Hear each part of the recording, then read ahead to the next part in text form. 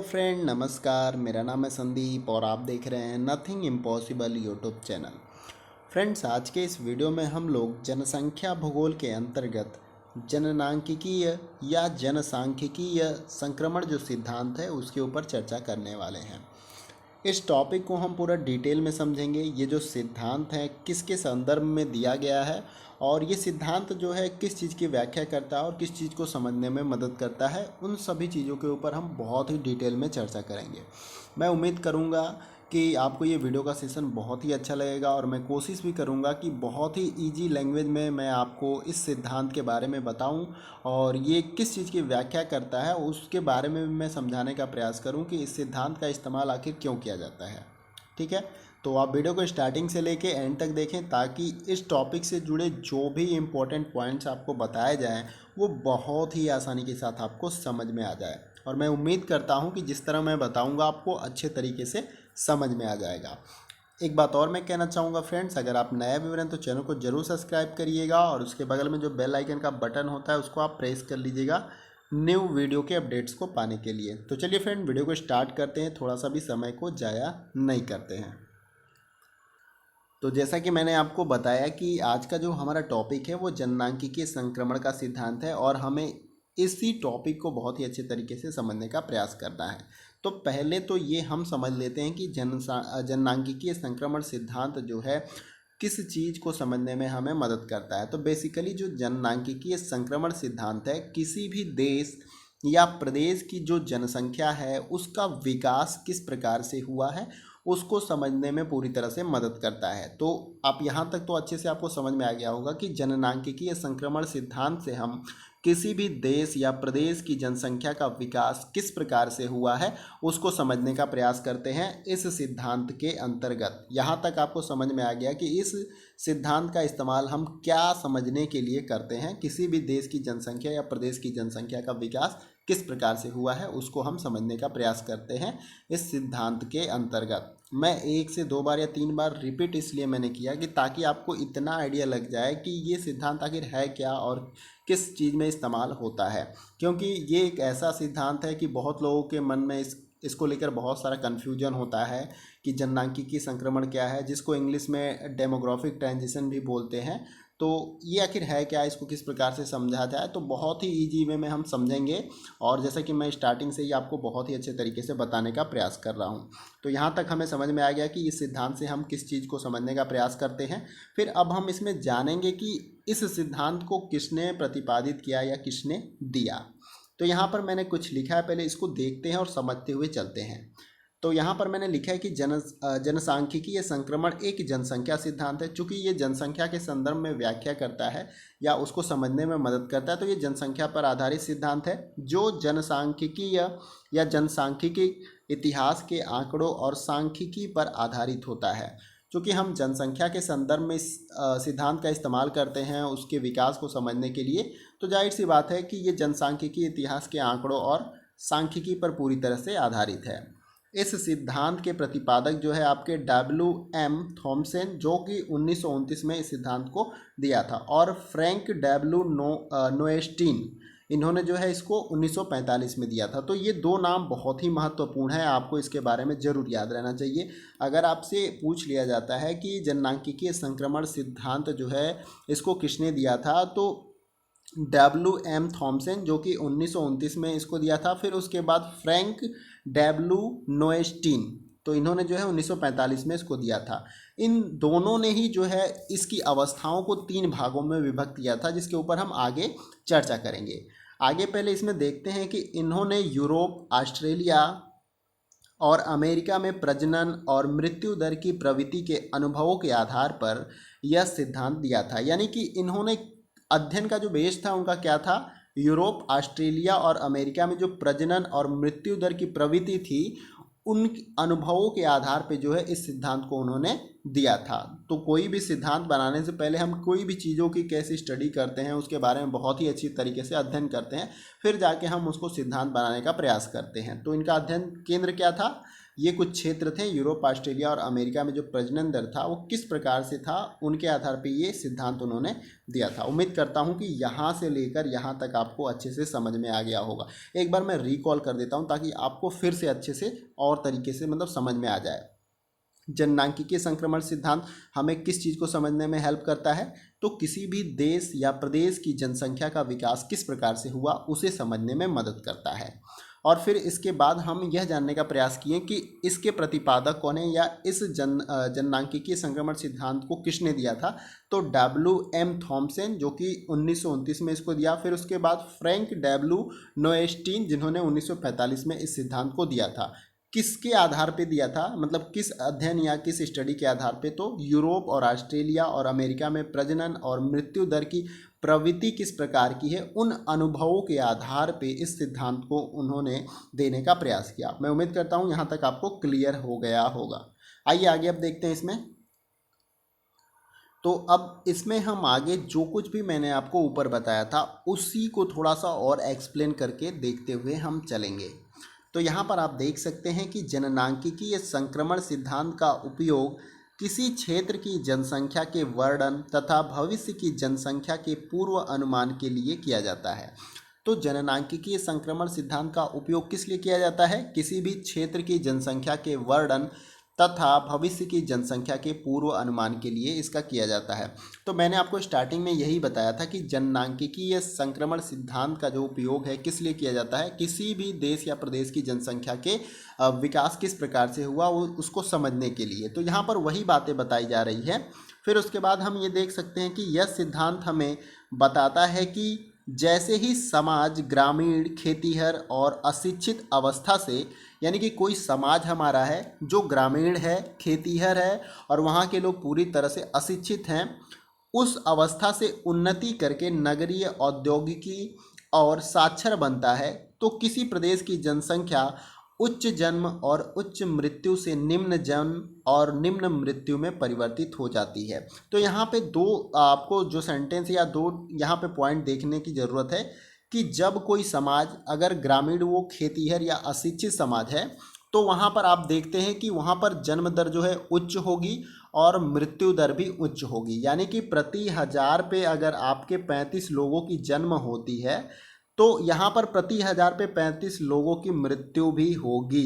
अब होगी क्यों, कि मान लीजिए सपोज करिए कि इन क्षेत्रों में जो है पहले औद्योगिक जो करण नहीं हुआ था, विकास जो है औद्योगिक विकास नहीं हुआ था, जिसके वजह से ये पूरी तरह से कृषि प्रदेश थे और यहाँ पे लोग जो है खेती करते थे। तो खेती में श्रमिकों की आवश्यकता हमेशा पड़ेगी। तो उस श्रमिकों की पूर्ति के लिए जो है लोग क्या करते थे, बड़ा परिवार बनाते थे जिससे ज़्यादा लोग उनको मिल सके और वो कृषि आसानी के साथ कर सके।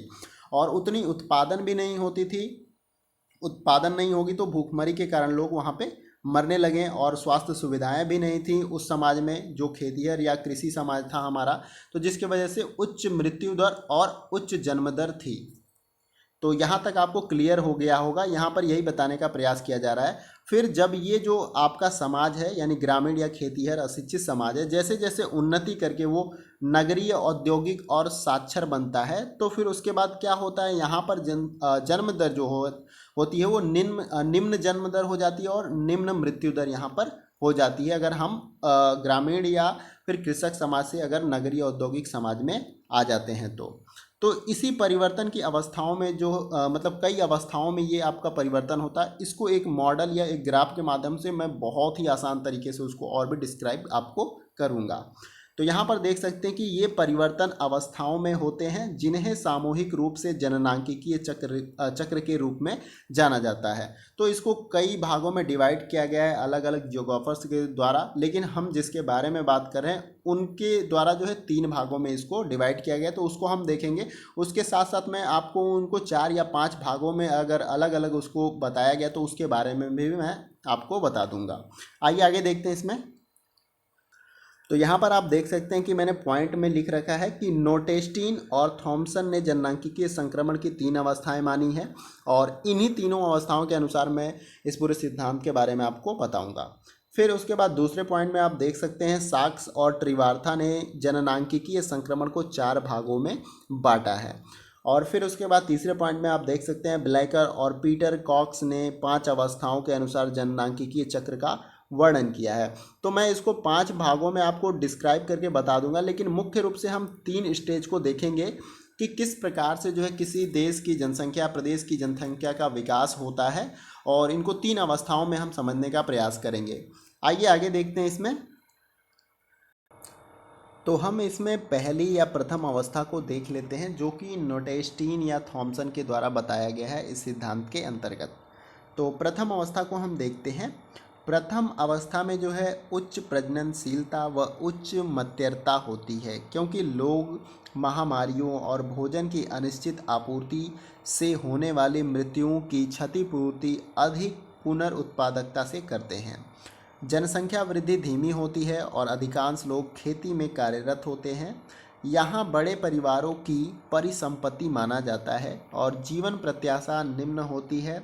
अधिकांश लोग जो है अशिक्षित होते हैं और उनके प्रौद्योगिकी स्तर निम्न होते हैं, और 200 वर्ष पूर्व विश्व की सभी देश जो है इसी अवस्था में थे। अब मैं इसको थोड़ा सा एक्सप्लेन करता हूँ और समझाने का आपको प्रयास करता हूँ। जैसा कि मैंने शुरू में आपको बताया था कि इस सिद्धांत के द्वारा हम जो है किसी भी देश या प्रदेश की जनसंख्या का विकास किस प्रकार से होता है उसको समझने का प्रयास करते हैं। तो इसको 3 अवस्थाओं में हम डिवाइड करके जो है समझने का प्रयास करते हैं। तो पहली अवस्था में क्या होता है कि पहली अवस्था में दुनिया के जितने भी देश हैं वो पहली अवस्था से होकर ही आगे बढ़े हुए हैं। तो पहली अवस्था कौन सी है?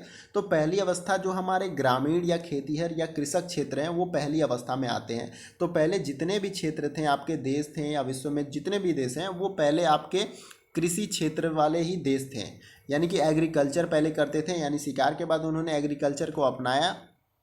तो इस अवस्था में सभी देश थे। तो इस अवस्था में होता क्या है कि इस अवस्था में जो है औद्योगिकीकरण नहीं हुई होती है, तो ये पूरी तरह से कृषि पे आधारित जनसंख्या होती है। तो यहाँ पे एग्रीकल्चर ही मेन होता है। उसके बाद यहाँ पर क्या होता है कि उच्च जन्म दर और उच्च मृत्यु दर पूरी तरह से होती है। उच्च जन्म दर आखिर क्यों होती है? उच्च जन्म दर इसलिए होती है क्योंकि ये कृषि क्षेत्र है और श्रमिकों की आवश्यकता बहुत ज़्यादा पड़ती है। तो इस जो क्षेत्र या इस अवस्था में जो भी मतलब परिवार थे, तो परिवार संपत्ति के रूप में ज़्यादा लोग होते थे, तो उनकी संपत्ति के रूप में उनको माना जाता था। संपत्ति का मतलब वो ज़्यादा काम कर सकते थे, यानी ज़्यादा लोग का मतलब ज़्यादा काम। क्योंकि पहले जो रूरल हमारा समाज था या ग्रामीण क्षेत्र था, बहुत अत्याधुनिक उपकरणों को डेवलप नहीं किया गया था, तो ज़्यादातर काम मैन्युअली होता था। तो मैन्युअली काम के लिए ज़्यादा श्रमिक की आवश्यकता होगी, आप सभी जानते हैं। तो श्रमिकों के लिए लोग अपने परिवारों को बड़ा रखते थे, और उसके साथ साथ बड़ा परिवार करने का ये भी कारण था कि वहाँ पे जो है शिक्षा का अभाव भी था और बहुत सारी बीमारियाँ भी आती थी और स्वास्थ्य सुविधाएं जो है कम होती थी, जिसके कारण से लोगों में मृत्यु दर भी जो है उसी के इक्वल होती। यानी कि जो अगर प्रति हज़ार पे जो है आपके 35 लोग जन्म लेते हैं, तो इसी प्रति हज़ार पे जो है आपके 35 लोग की मृत्यु भी होती है। यानी कि मृत्यु दर भी जो है जितनी होती है उतनी जो है आपका जन्म दर भी उतना ही रहता है। यानी जन्म दर जितना है उतना ही मृत्यु दर रहता है, यानी कि पूरी तरह से ये स्थिर रहता है। यानी कोई परिवर्तन देखने को ज़्यादा हमें इस अवस्था में नहीं मिलता है। अगर उच्च जन्म दर है तो उच्च मृत्यु दर भी उस अवस्था में होगा। कारण क्या है कि स्वास्थ्य सुविधाएं नहीं थी, शिक्षा का अभाव है, बहुत सारी बीमारियां आती थी जिसका इलाज नहीं होता था, जिसके कारण से उच्च मृत्यु दर जो है इस अवस्था में देखने को हमें मिलती थी। इसके साथ साथ जो है खाद्यान्न की कमी थी, उसके कारण से भी लोगों की मृत्यु होती थी। क्योंकि जैसा कि आप सभी जानते हैं कि पहले के समय में आज के समय के कंपैरिजन बहुत ही अच्छे तरीके से खेती नहीं की जाती थी। उनको इतना नहीं पता था कि किस तरह से ज़्यादा उत्पादकता ली जा सकती है, तो बहुत चीज़ों का अभाव था उस समय में। और जैसा कि आज हम पूरे साल में 3 फसलों को उगा लेते हैं, लेकिन उस समय में लोग एक साल में एक ही फसल उगा सकते थे। तो आप समझ सकते हो कि खाद्यान्न की कमी की वजह से भी लोगों में जो है मृत्यु दर ज़्यादा बढ़ी। तो इस अवस्था में बेसिकली जो है आपका जन्म दर जो है उच्च होता है और मृत्यु दर भी उच्च होती है। आप यहाँ तक समझिए। मैं उम्मीद करता हूँ कि प्रथम अवस्था के बारे में आपको समझ में आ गया होगा।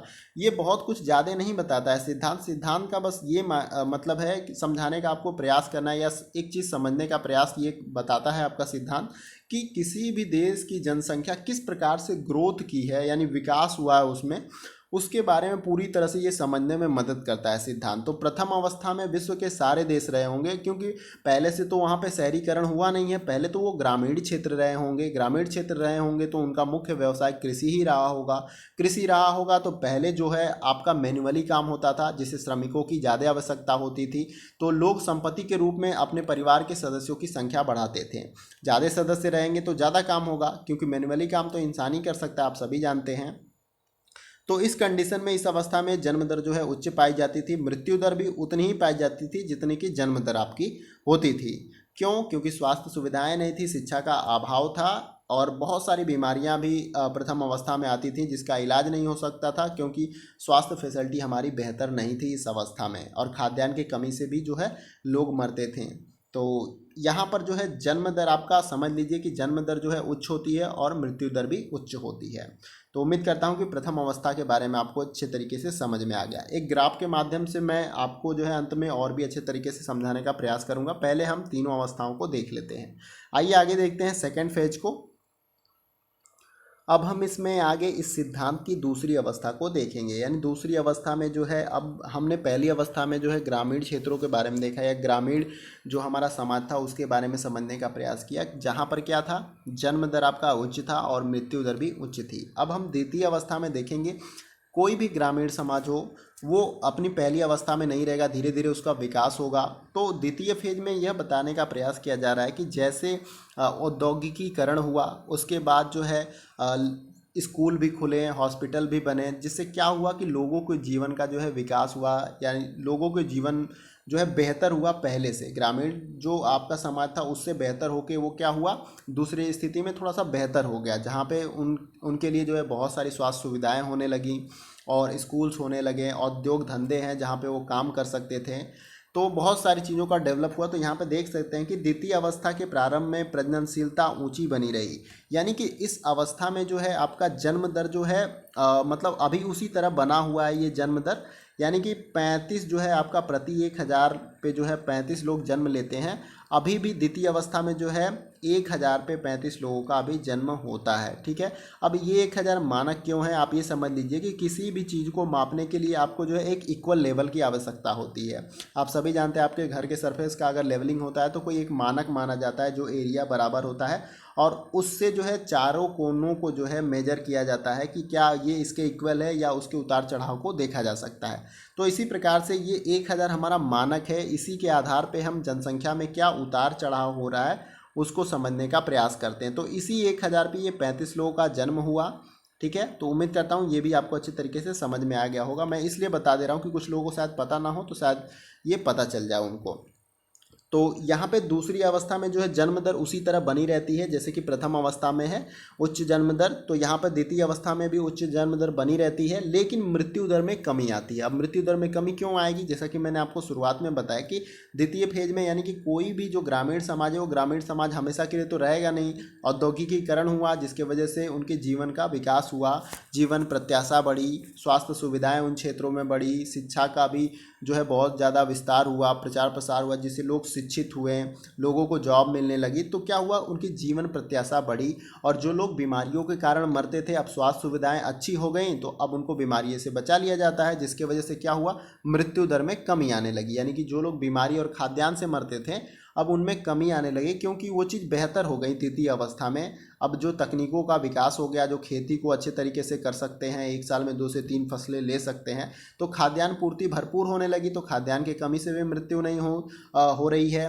फिर उसके साथ साथ स्वास्थ्य सुविधाएं भी बेहतर होने लगी, तो उसके वजह से भी मृत्यु नहीं हो रही है, इसलिए जो है मृत्यु दर में कमी आने लगी। तो दूसरी अवस्था में क्या होती है, जन्म दर जैसे का तैसा बना रहता है, जैसे कि प्रथम अवस्था में उच्च जन्म दर रहता है, लेकिन मृत्यु दर में कमी आने लगती है द्वितीय अवस्था में। उम्मीद करता हूं आपको द्वितीय अवस्था के बारे में भी अच्छे तरीके से समझ में आ गया होगा। एक ग्राफ के माध्यम से मैं बताऊंगा अंत में, उसके लिए थोड़ा सा आप धैर्य रखें, उसके माध्यम से भी मैं और आपको अच्छे से क्लियर करूँगा। आइए आगे देखते हैं तीसरी अवस्था के बारे में। तो अब यहाँ पर हम तीसरी अवस्था को देख लेते हैं और समझने का प्रयास करते हैं। तीसरी अवस्था जो है किसी भी विकास का एक चरम होता है। आप सभी जानते हैं जैसे शरीर होता है तो उसका भी विकास का एक चरम होता है, वृद्धावस्था आता है, उसके बाद जो है पूरी तरह से ज़िंदगी जो है स्थिर हो जाती है, बहुत कुछ करने को नहीं रह जाता है। ठीक है, तो उसी प्रकार से जो है इस सिद्धांत के अनुसार जो है तृतीय अवस्था में जो है प्रजननशीलता यानी कि जन्म दर और मृत्यु दर जो है घट जाती है, यानी कम होने लगती है। इसके साथ साथ जो है जनसंख्या स्थिर हो जाती है या तो मंद गति से बढ़ती है। यानी इस अवस्था में जो है जनसंख्या या तो स्थिर हो जाएगी यानी वृद्धि नहीं होगी, या तो अगर बढ़ेगी तो बहुत धीरे धीरे मंद गति से, यानी कि प्रति 1000 में जो है अगर 1 लोगों की आपका जन्म होता है तो इस तरह से बहुत मंद गति से जो है पॉपुलेशन ग्रोथ होगी इस अवस्था में। फिर उसके बाद आप देख सकते हैं कि जनसंख्या नगरीय और शिक्षित हो जाती है, यानी कि तीसरी अवस्था है। दूसरी अवस्था में मैंने आपको बताया था कि जनसंख्या किस प्रकार से जो है शिक्षित होने लगती है, यानी औद्योगिकीकरण होता है, स्वास्थ्य संबंधी सुविधाएं बढ़ती हैं जिससे मृत्यु दर में कमी आती है। लेकिन उस स्थिति में अभी जो है इंसानों का या मनुष्य का जो है मनोदशा बहुत ही बेहतर था कि वो सोचे कि परिवार को संकुचित रखा जाए या बड़ा, तो इसके बारे में वो बहुत ज़्यादा विचार नहीं करते थे। लेकिन तृतीय अवस्था में ज्ञान जब उनके पास बेहतर हुआ, यानी बहुत अच्छे तरीके से वो शिक्षित हो गए, तो फिर यहाँ पे यही बताया जा रहा है कि जनसंख्या नगरीय और शिक्षित हो जाती है आपकी तृतीय अवस्था में, तथा उसके पास तकनीकी ज्ञान होता है। ऐसी जनसंख्या विचार पूर्वक परिवार के आकार को नियंत्रित करती है। यानी कि जब हम शिक्षित हो जाते हैं तो हम अपनी जो है सुविधाओं या अपनी आय या जो भी हमारे पास फैसिलिटी रहती है उसके अनुसार हम अपने जो है परिवार जो है बनाते हैं या सदस्य की संख्याओं को नियंत्रित करते हैं। तो यहाँ पर यही बताया जा रहा है कि ऐसी जनसंख्या जो है विचार पूर्वक परिवार के आकार को नियंत्रित करती है। यानी कि हम सोचते हैं कि हमारा परिवार छोटा रहेगा तो हम ज़्यादा उनको सुख सुविधाएं बेहतर दे पाएंगे, तो इसलिए जो है परिवार का आकार भी जो है हम छोटा कर लेते हैं। तो ये अपने अनुसार जो है इस अवस्था में, क्योंकि हम शिक्षित पूरी तरह से हो चुके हैं, अब हम अपने विचार विवेकपूर्ण जो है समझ के हिसाब से अपने परिवार की जो है संख्या या किस प्रकार का हम परिवार बनाना चाहते हैं उसके ऊपर हम बहुत सोच विचार के कार्य करते हैं। इसके बाद जो है इससे प्रदर्शित होता है कि मनुष्य जाति अत्यधिक नम्य है और अपनी प्रजननशीलता को समायोजित करने की योग्यता रखती है। यानी कि अब इस अवस्था में मनुष्य इतने अच्छे तरीके से शिक्षित हो चुका है, जो है तकनीकी ज्ञान उसके पास इतने बेहतर हो चुके हैं कि वो अपनी जनसंख्या को अधिक या कम या कंट्रोल कर सकता है। इस फेज में यह बताने का प्रयास किया जा रहा है। फिर उसके बाद वर्तमान में जो है विभिन्न देश जननांकिकीय संक्रमण की विभिन्न अवस्थाओं में है। यानी कि मैंने तीनों अवस्था आपको बताया, तो ऐसे बहुत ये तीनों अवस्थाओं को अगर हम इम्प्लीमेंट करें अपने विश्व में तो बहुत सारे देश होंगे कि इन अलग अलग अवस्थाओं में देखने को मिल सकता है। जैसे आप भारत के संदर्भ में बात करें तो भारत जो है आपका द्वितीय अवस्था में है, यानी जननांकिकीय संक्रमण की वो द्वितीय अवस्था में है। यानी कि हम पूरी तरह से अभी विकसित नहीं हैं, विकासशील हैं। बहुत जगह अभी उद्योग धंधे नहीं हैं, अभी उद्योग धंधे लग रहे हैं, तो जिसकी वजह से धीरे धीरे लोगों के जीवन में सुधार आ रहा है। वहाँ पर स्वास्थ्य सुविधाएं बेहतर धीरे धीरे हो रही हैं और धीरे धीरे लोग शिक्षित हो रहे हैं। तो वहाँ पर मृत्यु दर में कमी आ रही है, जिसकी वजह से हमें अपने देश में जनसंख्या वृद्धि देखने को तेज़ी से मिलती है। आज 130 करोड़ से ऊपर की आबादी हमारे पूरे देश की है, तो हम द्वितीय अवस्था में है। लेकिन जैसे जैसे ये अवस्था आपकी आगे बढ़ेगी, हम तृतीय अवस्था में दाखिल होंगे या प्रवेश करेंगे, तो उसके बाद से आप देखेंगे कि हमारे जनसंख्या वृद्धि में गिरावट आ जाएगी, यानी कि कम होने लगेगी। यानी जैसे लोग शिक्षित हो जाते हैं, समझदार हो जाते हैं और हमारे पास बेहतर तकनीक का ज्ञान हो जाता है और हम शिक्षित रहेंगे तो विचारपूर्वक अपने परिवार बनाने पे कंसिडर करेंगे, यानी कि छोटा परिवार हम रखेंगे जिससे हम उनको बेहतर सुविधाएं दे पाएँ। तो इस कारण से भी जो है हमारे जनसंख्या की ग्रोथ है डाउन होने लगेगी। तो अभी हम द्वितीय फेज में, अभी फिलहाल में जनसंख्या बढ़ती जा रही है। ये अनुमान नहीं लगाया जा सकता है कि हमारी जो है ये तृतीय अवस्था है, इस अवस्था में कितना समय लगेगा हमें आने में, तो ये अब लोगों के ऊपर डिपेंड करता है। तो उम्मीद करता हूँ कि आपको ये जितने भी मैंने अवस्थाओं के बारे में बताया जननांकिकी संक्रमण की, वो अच्छे तरीके से समझ में आ गया होगा। अब आइए एक मॉडल या एक जो ग्राफ है उसके माध्यम से इसको मैं थोड़ा सा और डिस्क्राइब करने का आपको प्रयास करता हूँ, लेकिन मैंने बहुत ही ईजी लैंग्वेज में आपको बताया और आपको अच्छे तरीके से समझ में आ गया होगा। आइए देखते हैं उस मॉडल को। तो यहाँ पर आप देख सकते हैं कि एक मॉडल मैंने लिया है 3 अवस्थाओं वाला और इसको हम समझने का प्रयास करेंगे। ये 3 अवस्थाएं हैं जननांकिकीय संक्रमण सिद्धांत की 3 अवस्थाएं, और जिसको मैंने अभी आपको बताया, और लेकिन अभी इस मॉडल के द्वारा जो है हम इसको समझने का प्रयास करेंगे। तो आप देख सकते हैं कि यहाँ पर स्टैंड ये जो आपका है, ये लाइन अभी हाइट दिख रही है, इसमें आपका दिया गया है जन्म दर प्रति 1000 में। यानी कि ये जो जन्म दर आप देख सकते हैं ये सभी प्रति 1000 में आपका दिया गया है। और यहाँ पर देख सकते हैं ये कॉलम है, प्रथम अवस्था में जो है उच्च जन्म दर और उच्च मृत्यु दर के बारे में प्रदर्शित किया गया है। दूसरी अवस्था में जो है आपका जन्म दर जो है उच्च रहता है, उसके साथ जो है मृत्यु दर में कमी आने लगती है। फिर उसके बाद जो है तीसरी अवस्था में जो है जनसंख्या पूरी तरह से स्टेबल होने लगती है। तो लेकिन हम इसको समझेंगे कि आखिर किस प्रकार से होती है। और यहाँ पर ये लाइन आप देख सकते हैं, ये जनसंख्या ग्रोथ के बारे में, यानी जनसंख्या किस प्रकार से ग्रोथ हो रही है, फिर कैसे स्टेबल हो गई है, इसको भी हम समझेंगे। और यहाँ पर ये जो लाइन आप देख सकते हैं, ये जन्म दर की लाइन है, यानी किस प्रकार से जन्म दर यहाँ पे इक्वल है, फिर उसके बाद इसमें फॉलिंग डाउन हो रहा है, यानी कि जन्म दर में गिरावट आ रही है। फिर एक समय ऐसा आया कि जन्म दर पूरी तरह से स्टेबल हो गया या स्थिर हो गया। तो यहाँ पे एक दूसरा ग्राफ है, ये देख सकते हैं, ये मृत्यु दर को प्रदर्शित करता है। ये मृत्यु दर जो है किस प्रकार से हो रही है इस ग्राफ में, अलग अलग अवस्था में ये इसको शो कर रही है। तो उम्मीद करता हूँ ये ग्राफ आपको समझ में आ गया। अब मैं इस पर एक्सप्लेन करूँगा तो आपको और भी बेहतर तरीके से समझ में आ जाएगा।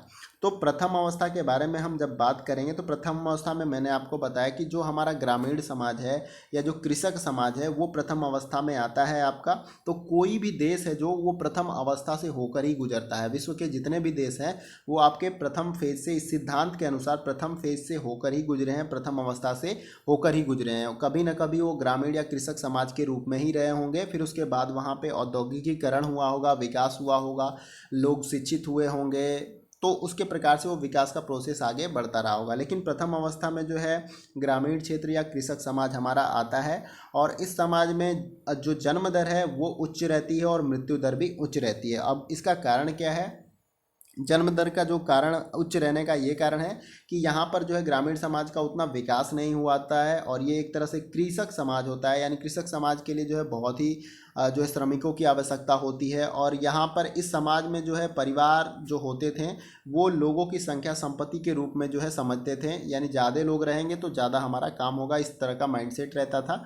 तो इसलिए परिवार की जो संख्या ज़्यादा होती थी ग्रामीण समाज में या कृषक समाज में। तो यहाँ पर आपको समझ में आएगा कि जन्म दर क्यों उच्च होती थी। और इसके साथ साथ एक ये भी मानसिकता थी कि उस समय बहुत सारी स्वास्थ्य सुविधाएं बेहतर नहीं थी, तो कुछ लोग जो है डिजीज या बीमारियों के कारण मर जाते थे। तो लोग ज़्यादा बड़ा परिवार रखते थे कि अगर कुछ भी लोग मर जाए, 2 या 3, तभी भी मैक्सिमम लोग हमारे पास बचे रहें। तो ये 2 कंडीशन होती थी ज़्यादा जन्म दर होने का प्रथम अवस्था में कृषक समाज में। फिर उसके बाद जो है उच्च मृत्यु दर क्यों होती है? उच्च मृत्यु दर इसलिए यहाँ पर कृषक समाज में होती है क्योंकि यहाँ पे स्वास्थ्य सुविधाएं बेहतर नहीं रहती है, क्योंकि यहाँ पर विकास, इस अवस्था में जो है कृषक समाज का विकास नहीं हुआ रहता है। इसके साथ ही साथ खाद्यान्न की कमी, यानी कि आज हम जो है एक साल में 3 फसलें उगा लेते हैं तमाम तरह की, लेकिन उस समय में क्या होता था कि पूरे साल में एक फसल उगाई जाती थी, जिससे खाद्यान्न का भी अभाव होता था, क्योंकि हमारे पास तकनीकी ज्ञान बहुत कम थे, जिसके कारण हम जो है अलग अलग तरह की फसलें उगा नहीं सकते थे। हाइब्रिड बहुत ज़्यादा ज्ञान नहीं था उस समय, तो समझ सकते हैं कि बहुत अच्छे तरीके से खेती नहीं की जाती थी, जिसकी वजह से खाद्यान्न का अभाव होता था। तो खाद्यान्न की कमी से भी लोगों की मृत्यु होती थी, और बहुत सारी जो बीमारियां आती थी स्वास्थ्य सुविधाएं न होने के कारण भी मृत्यु दर उच्च होती थी। तो यहाँ पर आपको समझ में आएगा कि उच्च जन्म दर क्यों होती थी प्रथम अवस्था में, और उच्च मृत्यु दर क्यों होती है। तो उम्मीद करता हूँ प्रथम अवस्था के बारे में आपको अच्छे तरीके से समझ में आ गया होगा। अब देखिए द्वितीय अवस्था में भी बहुत सारे देश इस समय हैं। द्वितीय अवस्था में जैसे हमारा अपना देश है, भारत है, बांग्लादेश है और आपका पाकिस्तान है। तो द्वितीय अवस्था में होता क्या है कि यहाँ पर धीरे धीरे आपका जो है औद्योगिकीकरण होने लगता है, फिर यहाँ पे शिक्षा का विकास होता है, फिर उसके साथ साथ स्वास्थ्य सुविधाएं भी बेहतर होने लगती है, जिसके कारण से क्या होता है जन्म दर तो उच्च बना ही रहता है, यानी जन्म दर में बढ़ोतरी होती रहती है, लेकिन मृत्यु दर में कमी आने लगती है। अब मृत्यु दर में क्यों कमी आएगी कि मृत्यु दर में कमी आने का कारण आपका मुख्य रूप से ये है कि स्वास्थ्य सुविधाएं बेहतर हो गई। जो लोग बीमारी से मरते थे अब उनको बचा लिया जाता है। आप सभी जानते हैं कि अब द्वितीय अवस्था में हमारा देश है, तो स्वास्थ्य सुविधाएं धीरे धीरे बेहतर हो गई, यानी पहले के कंपैरिजन तो अब ज़्यादा लोगों को बचा ही लिया जाता है इलाज करके। फिर उसके साथ जन्म दर उच्च क्यों है? क्योंकि अब इतना ही जल्दी माइंड सेट चेंज तो होगा नहीं लोगों का कि पहले अभी एक अवस्था से यानी ग्रामीण अवस्था से वो निकल के आते हैं धीरे से सेकेंड फेज में, यानी जब औद्योगिकरण हो जाता है, मतलब समाज धीरे धीरे विकसित होने लगता है, तो अब तुरंत बदलाव तो होगा नहीं कि लोग सोचेंगे कि हम अपने परिवार को छोटा करें या संकुचित रखें, या कोई रीजन नहीं दिखता। तो यहाँ पर क्या होता है कि इस अवस्था में जो है जन्म दर उच्च बनी रहती है, लेकिन मृत्यु दर में कमी आती है। तो ये सेकेंड जो फेज है इसको 3 भागों में बांटा गया है। तो मैंने पहले भाग के बारे में अभी बताया कि इस भाग में क्या होता है, जन्म दर उच्च बनी रहती है लेकिन मृत्यु दर में कमी आती है, क्योंकि इस अवस्था में जो है स्वास्थ्य सुविधाएं बेहतर। तो और भी जो सारे लोग हैं और भी कामों में संलग्न हो गए, तो इसके कारण से जो है इस अवस्था में जो है ये दूसरे भाग में सेकेंड अवस्था के क्या हुआ कि जन्म दर में कमी आने लगी, क्योंकि लोग है देर से विवाह करने लगे और लोग बहुत ही समझदार या मतलब अवेयर हो गए, शिक्षित हो गए।